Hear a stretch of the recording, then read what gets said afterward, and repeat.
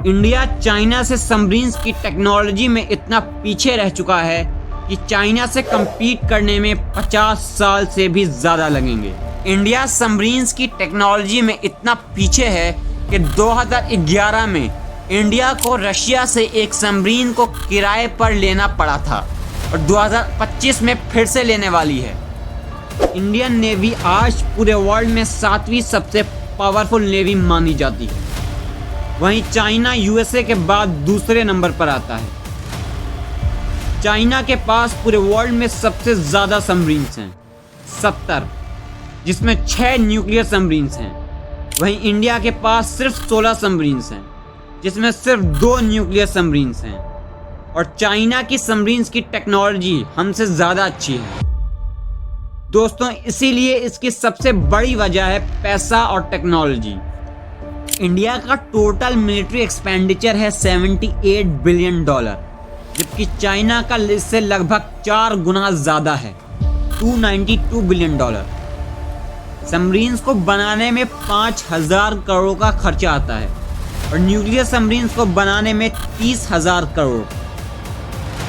पर आखिर इन सबमरीन्स में ऐसा क्या होता है कि इनको बनाने में इतना पैसा लगता है? और प्रॉब्लम सिर्फ पैसा नहीं है दोस्तों, क्योंकि इंडियन नेवी ने अभी 77,000 करोड़ का बजट अप्रूव किया है सबमरीन्स को बनाने के लिए। असल प्रॉब्लम तो टेक्नोलॉजी है।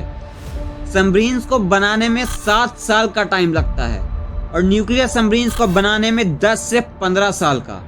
इससे आप अंदाज़ा लगा सकते हैं कि सबमरीन्स को बनाने में कितनी एडवांस टेक्नोलॉजी लगती है। ये सबमरीन्स इतनी पावरफुल होती हैं कि पानी के अंदर से ही किसी भी देश पर कहीं से भी न्यूक्लियर मिसाइल दाग सकती हैं और उस देश को ख़त्म कर सकती हैं। इसलिए इसको साइलेंट किलर भी कहते हैं। पर आखिर इन सबमरीन्स के अंदर ऐसी कौन सी टेक्नोलॉजी होती है जो इतनी खतरनाक होती है? इंडिया के पास अभी अरिहंत क्लास की सिर्फ 2 न्यूक्लियर पावर्ड बैलिस्टिक सबमरीन्स हैं, जिसका पूरा कंट्रोल सिस्टम 2009 में टाटा ने बनाया था। इंडियन नेवी ने सबमरीन्स को बनाने के लिए 6 प्रोजेक्ट्स अनाउंस किए हैं, जिसमें 5 प्रोजेक्ट्स में न्यूक्लियर अटैक सबमरीन्स बनाई जा रही हैं और एक प्रोजेक्ट के अंदर nuclear ballistic missile submarine. Tata 3,200 crore Karnataka में एरोस्पेस और डिफेंस पर इन्वेस्ट करने जा रहा है, जिसमें से 300 करोड़ सिर्फ रिसर्च पर खर्चा किया जाने वाला है और साथ में फाइटर जेट्स, हेलीकॉप्टर्स और एडवांस वेपन्स भी बना रहा है। तो क्या फ्यूचर में टाटा न्यूक्लियर सबमरीन्स बनाने जा रहा है या बनाएगा? और ये इंडियन नेवी के कौन कौन से फ्यूचर प्लान्स हैं? और ये न्यूक्लियर अटैक सबमरीन्स और न्यूक्लियर बैलिस्टिक मिसाइल सबमरीन्स में क्या फ़र्क होता है? और आखिर इन सबमरीन्स में ऐसी कौन सी टेक्नोलॉजी होती है जिसके वजह से इसे बनने में 15 साल का टाइम लग जाता है? चलिए जानते हैं आज की इस वीडियो में।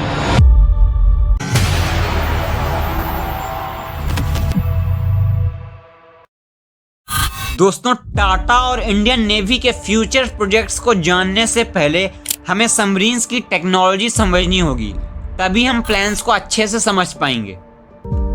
सबमरीन्स 3 तरह की टेक्नोलॉजी से बनी हुई होती हैं, इसलिए इसके 3 टाइप्स होते हैं: कन्वेंशनल, AIP और न्यूक्लियर पावर्ड। न्यूक्लियर पावर्ड को फर्दर 2 टाइप्स में डिवाइड किया गया है: न्यूक्लियर पावर्ड अटैक सबमरीन्स और nuclear powered ballistic missile submarine.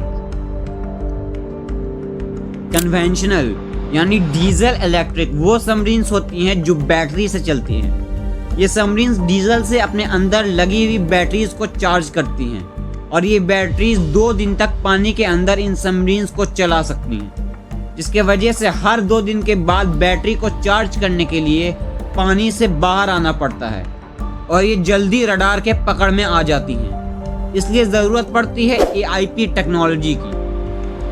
AIP यानी एयर इंडिपेंडेंट प्रोपल्शन एक ऐसा इंजन होता है जिसे डीजल से इलेक्ट्रिक बनाने में ऑक्सीजन की ज़रूरत नहीं पड़ती, जिसकी वजह से AIP सबमरीन्स को पानी के ऊपर आने की ज़रूरत ही नहीं पड़ती और ये 15 दिन तक आराम से पानी में रह सकती हैं। इंडिया के पास AIP की टेक्नोलॉजी नहीं थी, पर हाल ही में DRDO ने इसे सक्सेसफुली बना लिया है। तीसरी टाइप की सबमरीन्स होती हैं न्यूक्लियर सबमरीन, जो जितना चाहे उतने दिनों तक या सालों तक पानी में रह सकती हैं और पानी के अंदर से ही घातक हमले कर सकती हैं।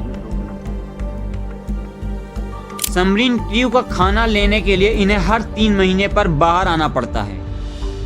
न्यूक्लियर सबमरीन्स भी 2 तरह की होती हैं। न्यूक्लियर पावर्ड अटैक सबमरीन, जो कि पानी के अंदर ही अंदर टॉर्पीडो मार सकती हैं और दुश्मन के शिप्स को गिरा सकती हैं। दूसरी और सबसे खतरनाक सबमरीन्स होती है nuclear powered ballistic missile submarine, जिनके अंदर न्यूक्लियर मिसाइल्स लोड होते हैं।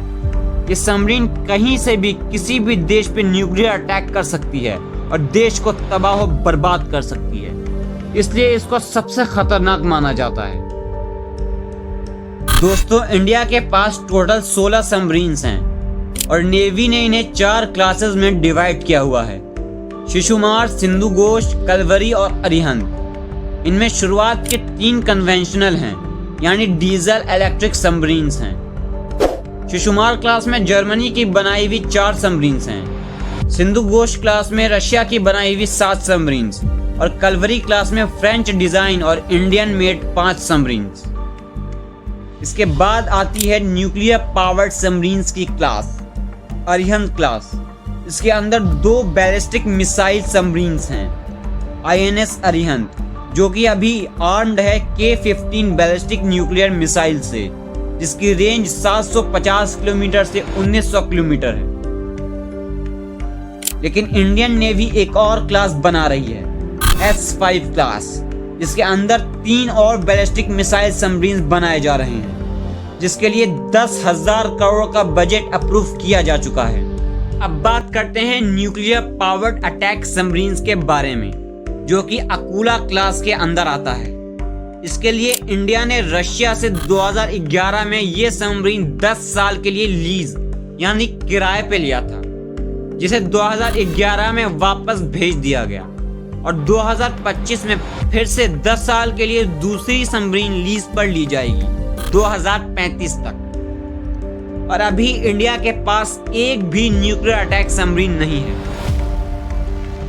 लेकिन इसका मतलब ये नहीं है कि इंडियन नेवी अपनी कोई भी न्यूक्लियर अटैक सबमरीन नहीं बना रही। न्यूक्लियर पावर्ड अटैक सबमरीन्स को बनाने के लिए इंडिया ने प्रोजेक्ट 75 अल्फा लॉन्च किया है, जिसके अंदर 6 सबमरीन्स बनाई जाएंगी। इसके अलावा इंडियन नेवी ने AIP सबमरीन्स और डीजल इलेक्ट्रिक सबमरीन्स बनाने के लिए Kalvari class, project 75 I class और प्रोजेक्ट 76 क्लास लॉन्च किया है। कलवरी क्लास में 3 सबमरीन्स बनाई जाएंगी AIP टेक्नोलॉजी के साथ। प्रोजेक्ट 75 I में डीजल इलेक्ट्रिक जर्मन और स्पेनिश सबमरीन्स खरीदी जाएंगी और प्रोजेक्ट 76 में डीजल इलेक्ट्रिक सबमरीन्स को पूरी तरह से इंडिया में बनाया जाएगा। और अभी फिलहाल टाटा सिर्फ फाइटर जेट्स, हेलीकॉप्टर्स, गन और एडवांस सिस्टम बना रहा है। न्यूक्लियर सबमरीन्स में अभी कोई टेक्नोलॉजी नहीं बना रहा और हो सकता है फ्यूचर में भी ना बनाए, क्योंकि टाटा का पूरा फोकस अभी एरोस्पेस टेक्नोलॉजी बनाने पर है। दोस्तों, बाकी आज के लिए इतना ही। ये वीडियो बहुत मेहनत से बनाई है आपके लिए, तो वीडियो को लाइक और चैनल को सब्सक्राइब जरूर करिएगा और इन्फॉर्मेटिव लगी हो तो शेयर करिए। बाकी मिलते हैं अगली वीडियो में, तब तक के लिए जय हिंद।